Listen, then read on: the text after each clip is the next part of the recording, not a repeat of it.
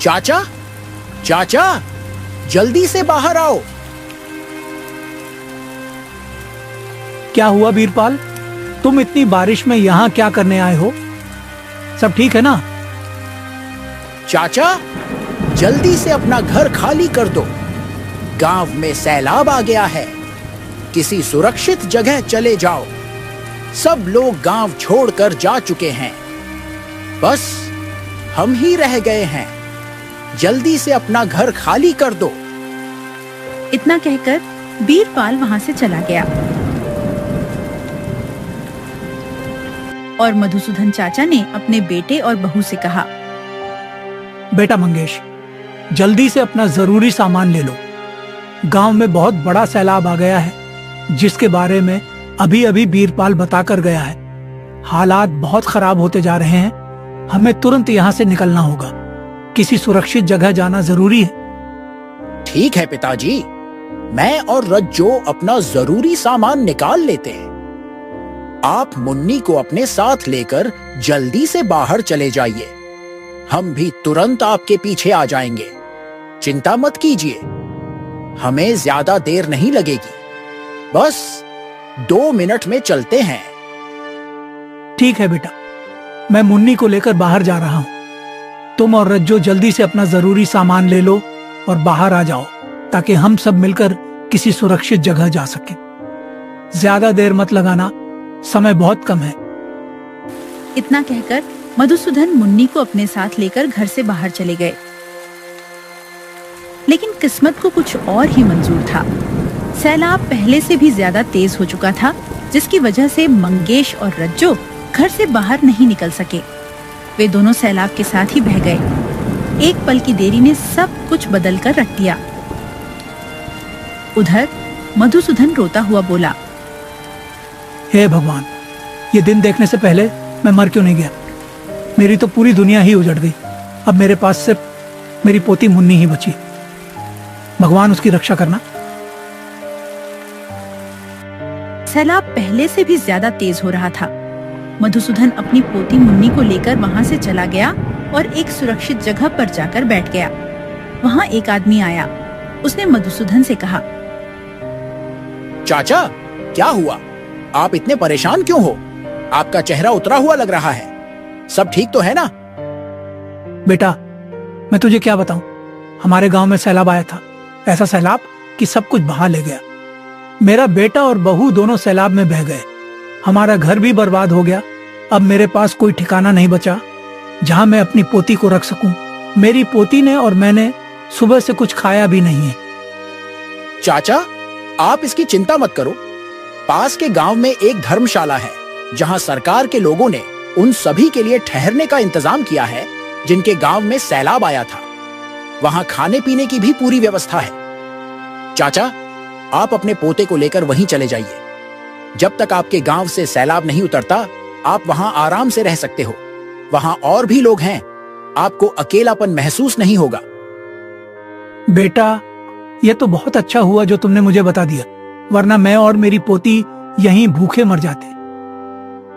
कोई बात नहीं चाचा, आप जल्दी से वहां चले जाओ और जब तक गांव से सैलाब नहीं उतरता तब तक वहीं पर समय बिताओ। वहां आपको आराम भी मिलेगा और पोती को भूखा भी नहीं रहना पड़ेगा। ठीक है बेटा, मैं अभी चला जाता हूँ। फिर मधुसूदन अपनी पोती को लेकर वहां की ओर चल पड़ा। थोड़ी देर चलने के बाद जब वह वहां पहुंचा तो उसने देखा कि गांव का कलेक्टर खड़ा है। पहले तो मधुसूदन डर गया, लेकिन फिर हिम्मत करके उसने कलेक्टर से कहा, बेटा, ये वही धर्मशाला है जहाँ वे लोग रह रहे हैं जिनके गांव में सैलाब आया था। हाँ चाचा, ये वही धर्मशाला है जिसकी आप बात कर रहे हो। लेकिन आप क्यों पूछ रहे हो? पर आप यहाँ क्या कर रहे हो?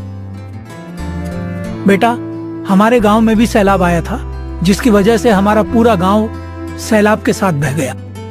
मुझे यह पता चला था कि जिन लोगों के गांव में सैलाब आया है, सरकार ने उनके लिए इस धर्मशाला में जगह दी है, इसलिए मैं यहाँ आया हूँ। हाँ चाचा, आप बिल्कुल सही जगह पर आए हैं। यहाँ वही लोग रह रहे हैं जिनके गांव में सैलाब आया था। आप भी यहाँ रह सकते हैं। अब आप अंदर चले जाइए। वहाँ आपको आपका कमरा दिखा दिया जाएगा। फिर मधुसूदन धर्मशाला के अंदर चला गया। वहाँ उसे एक आदमी मिला। उस आदमी ने मधुसूदन को उसका कमरा दिखाया। मधुसूदन अपने कमरे में चला गया और फिर उसने उस आदमी से कहा, बेटा मेरी बात सुनो। जी चाचा, बोलिए।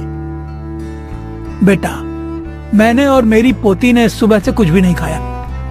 अगर कुछ खाने को हो तो हमारे लिए ले आओ, हमें बहुत भूख लगी है। चाचा, आप चिंता मत कीजिए, मैं अभी खाने के लिए कुछ ले आता हूँ। सरकार ने सब कुछ आप लोगों के लिए ही दिया है। अगर आप नहीं खाएंगे तो फिर कौन खाएगा? फिर वह आदमी वहाँ से चला गया और कुछ समय बाद खाना लेकर वापस आया। उसने वह खाना मधुसूदन को दे दिया और वहाँ से चला गया। फिर मधुसूदन और उसकी पोती ने पेट भरकर खाना खाया। खाना खाने के बाद मधुसूदन की पोती ने मधुसूदन से कहा, दादाजी, मम्मी और पापा कब तक आएंगे? कितना समय हो गया है, वह अभी तक क्यों नहीं आए? मुन्नी की बात सुनकर मधुसूदन की आंखों में आंसू आ गए। फिर वह नरम आवाज में बोला, बेटा, अब तेरी माँ और पिताजी यहाँ नहीं आएंगे। वो अब भगवान के पास चले गए हैं और अब वहीं रहेंगे। तू चिंता मत कर, मैं तो तेरे साथ हूँ ना। दादाजी, क्या माँ और पिताजी हमें छोड़कर चले गए हैं? नहीं मुन्नी बेटा, वह हमें छोड़कर नहीं गए, बल्कि भगवान ने उन्हें अपने पास खुद बुला लिया है। इसीलिए वह अब यहाँ नहीं आ सकते, क्योंकि भगवान ने उन्हें अपने पास ही रख लिया है। जिन्हें भगवान अपने पास बुला लेते हैं वह दोबारा इस दुनिया में नहीं आ सकते। काफी देर तक मधुसूदन और उसकी पोती ने बातें की। बातें करने के बाद वहीं पर दोनों ने रात बिताई।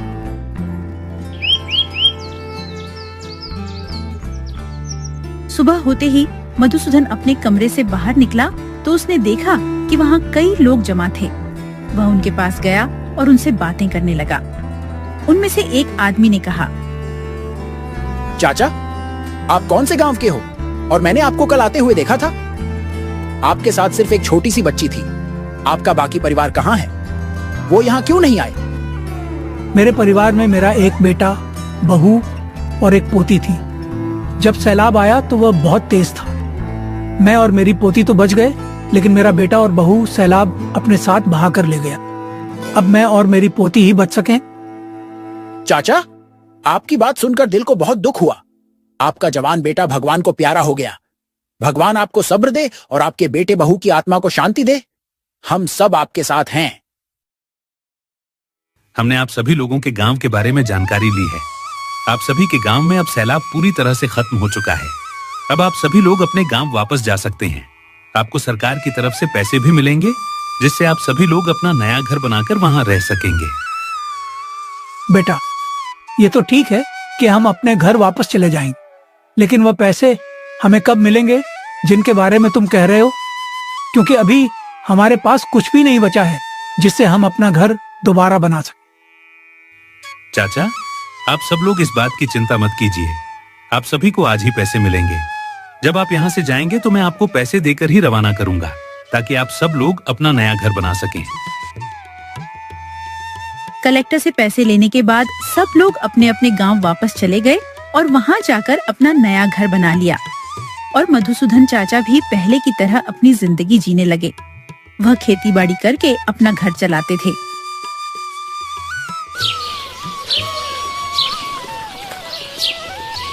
एक दिन वह एक बबूल का छोटा सा पेड़ घर ले आए और उसे अपने घर के सामने लगा दिया। और मुन्नी ने मधुसूदन से कहा, दादाजी, आप इस बबूल के पेड़ को घर के सामने क्यों लगा रहे हो? मुन्नी बेटे, ये बबूल का पेड़ जब बड़ा हो जाएगा तो हमें सहारा देगा, इसलिए मैं इसे अपने घर के सामने लगा रहा हूँ। दादाजी, यह पेड़ हमें कैसा सहारा देगा जिसकी आप बात कर रहे हो? भला पेड़ हमें कैसे सहारा दे सकता है? बेटा, हर 2-3 साल बाद जब बारिश बहुत ज्यादा होती है तो हमारे गांव में बहुत बड़ा सैलाब आता है, जिससे बहुत नुकसान होता है। इसीलिए मैं इस बबूल के पेड़ को अपने घर के सामने लगा रहा हूँ। जब यह बबूल का पेड़ बड़ा हो जाएगा तो मैं इसके ऊपर एक छोटी सी झोपड़ी बनाऊंगा, और जब सैलाब आएगा तो हम वहीं अपना समय बिताएंगे और हमारा कोई नुकसान नहीं होगा। ठीक है दादाजी, लेकिन क्या यह पेड़ हमें सच में सहारा देगा? हाँ बेटा, यह हमें जरूर सहारा देगा जब ये बड़ा हो जाएगा। मधुसूदन और उसकी पोती ने थोड़ी देर बातें की, फिर वे दोनों वापस घर चले गए। जब गांव के लोगों को पता चला कि मधुसूदन अपने घर के सामने एक बबूल का पेड़ लगा रहा है जो उसे आने वाले समय में सहारा देगा, तो उनमें से कई लोग आपस में बातें करने लगे। मधुसूदन काका का अपने बेटे और बहू की मौत के बाद दिमाग बिल्कुल खराब हो गया है जो वह ऐसे काम कर रहा है। भला बबूल का पेड़ उसकी आने वाले समय में कैसे रक्षा कर सकता है? हाँ भाई, तुमने सही कहा। मुझे भी अब यही लग रहा है कि मधुसूदन काका का दिमाग खराब हो गया है। मुझे तो लगता है कि मधुसूदन काका को अब किसी डॉक्टर की जरूरत है जो वह ऐसे उल्टे सीधे काम कर रहा है। भगवान उसका भला करे। मुझे भी यही लगता है कि मधुसूदन काका को डॉक्टर की जरूरत है, न कि बबूल के पेड़ की, जो आने वाले समय में उसे सहारा देगा। गांव वाले लोग आपस में बातें करने लगे, लेकिन मधुसूदन को उन लोगों की बातों से कोई फर्क नहीं पड़ा। वह रोज अपना काम करता और लौटने पर उस पेड़ को पानी देता। लेकिन गांव में कुछ लोग ऐसे भी थे जो मधुसूदन के इस काम से सहमत थे। वे लोग भी मधुसूदन की तरह अपने घरों के सामने बबूल का पेड़ लगाना चाहते थे। वे मधुसूदन के पास आए और बोले, मधुसूदन, हमें भी बताओ कि तुम यह बबूल का पेड़ अपने घर के सामने क्यों लगा रहे हो, और यह आने वाले समय में हमारी कैसे मदद करेगा और हमें सहारा कैसे देगा? मैं ये बबूल का पेड़ इसलिए लगा रहा हूँ क्योंकि हमारे गांव में हर 2-3 साल में एक बड़ा सैलाब आता है जिससे हमें बहुत नुकसान होता है। लेकिन इस बार जब भी सैलाब आएगा तो मैं अपना समय इसी पेड़ पर बिताऊंगा। मैं इस पेड़ पर एक छोटी सी झोपड़ी बना लूंगा ताकि मेरी और मेरे घर की रक्षा हो सके। मधुसूदन की बात से सभी लोग बहुत सहमत हुए। फिर उन्होंने मधुसूदन से कहा, मधुसूदन काका, आपने हमें आज एक बहुत बड़ी बात समझाई। हम भी आपकी तरह अपने घरों के सामने बबूल का पेड़ लगाएंगे ताकि हम भी आने वाले समय के लिए तैयार रहें। फिर अगले दिन से उन सभी लोगों ने अपने घर के सामने बबूल का पेड़ लगाना शुरू कर दिया। कुछ समय ऐसे ही बीतता गया। बबूल के पेड़ बड़े हो गए। फिर मधुसूदन जंगल में लकड़ियां काटने के लिए गया। वह लकड़ियां काट कर वापस आया तो गांव के एक आदमी ने मधुसूदन से कहा, चाचा, मैं आपको कई दिनों से देख रहा हूँ। आप रोज खेत में काम करने के बाद जंगल में जाते हो और लकड़ियां काटकर यहाँ लाते हो। आप कितने दिनों से यहाँ लकड़ियां इकट्ठा कर रहे हो? आप इतनी ज्यादा लकड़ियों का क्या करोगे? बेटा, तुम्हें तो पता ही है कि मैंने अपने घर के सामने बबूल का पेड़ क्यों लगाया है। और ये जो लकड़ियां मैं इकट्ठा कर रहा हूँ, इन्हीं लकड़ियों से मैं बबूल के पेड़ के ऊपर अपने लिए झोपड़ी बनाऊंगा। चाचा, यह तो बहुत अच्छा हुआ कि आपने मुझे बता दिया। अब मैं भी वैसा ही करूंगा। जैसे मैंने पहले आपको देखकर अपने घर के सामने बबूल का पेड़ लगाया था, वैसे ही अब मैं भी लकड़ियां इकट्ठा करके झोपड़ी बनाऊंगा। और मैं गांव के सब लोगों को भी बता दूंगा ताकि वे भी आपकी तरह लकड़ियां इकट्ठा करके अपनी झोपड़ियां बना लें, ताकि जब गांव में फिर से तेज बाढ़ आए तो वे वहां रह सके। ठीक है बेटा, तुम सबको बता दो। फिर बीरपाल वहां से चला गया और उसने सभी गांव वालों को बता दिया। सभी गांव वालों ने वैसा ही किया जैसा बीरपाल ने उन्हें बताया था। थोड़े ही समय में सबने अपनी झोपड़ियां पूरी तरह से तैयार कर ली और अब वे निश्चिंत थे कि अगली बार जब भी बाढ़ आएगी वे और उनके परिवार सुरक्षित रहेंगे। कुछ ही समय बाद वैसा ही हुआ जैसा मधुसूदन ने सोचा था। काले बादल पूरे गांव पर छा गए। बारिश बहुत तेजी से होने लगी। मधुसूदन ने अपनी पोती से कहा, बेटा, वो वक्त आ गया है जिसके लिए हमने ये सारी तैयारी की थी। घबराना मत, अपनी झोपड़ी में चलो। यहाँ हम सुरक्षित रहेंगे। भगवान ने अगर हमें पहले बचाया है तो आगे भी हमारी रक्षा करेगा। हाँ दादाजी, आपने सही कहा। अब हम अपने पेड़ के ऊपर जो झोपड़ी है वहां चलेंगे और जब तक सैलाब पूरी तरह से खत्म नहीं हो जाता हम वहीं पर अपना समय बिताएंगे। हाँ मुन्नी, तुम अब जल्दी से जरूरी सामान ले लो और खाने पीने का सामान भी साथ ले लो। अब जब तक सैलाब पूरी तरह से खत्म नहीं हो जाता, हम वहीं रहेंगे और खाना पीना भी वहीं करेंगे। फिर मधुसूदन और उसकी पोती ने अपना सारा जरूरी सामान लिया और अपनी नई झोपड़ी में चले गए। वहाँ बीरपाल भी आ गया।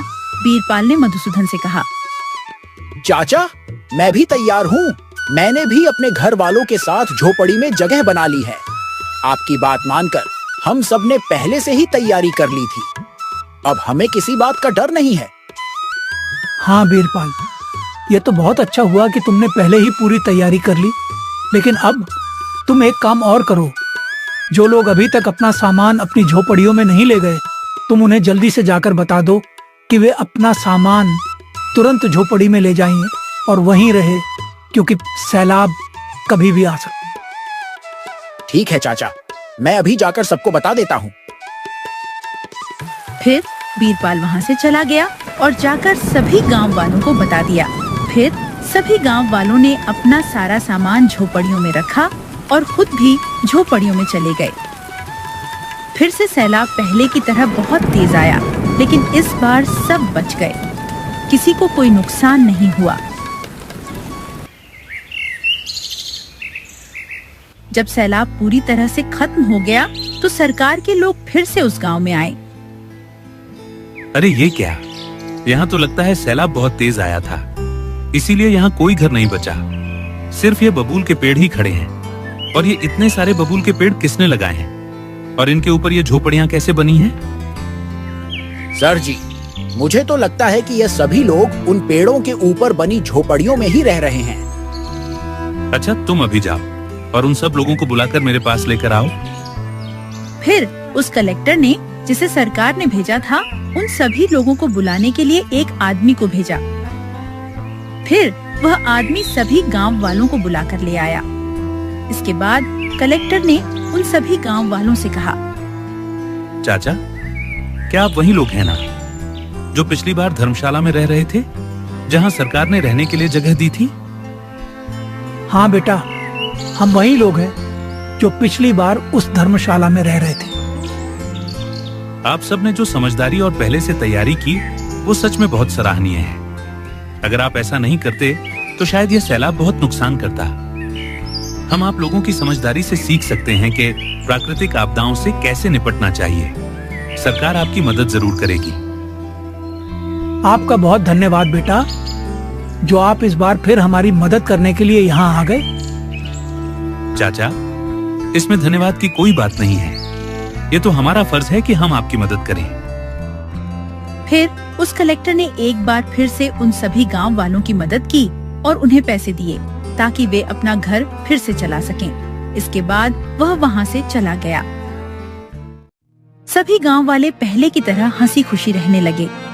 फिर मधुसूदन चाचा अपने बेटे और बहू को याद करते हुए भगवान से उनकी आत्मा की शांति की प्रार्थना करते हुए अपनी पोती मुन्नी के साथ खुशी खुशी रहने लगा। इस प्रकार की मजेदार कहानियों को सुनने के लिए हमारे चैनल अक्कू टोन को सब्सक्राइब करना ना भूलें।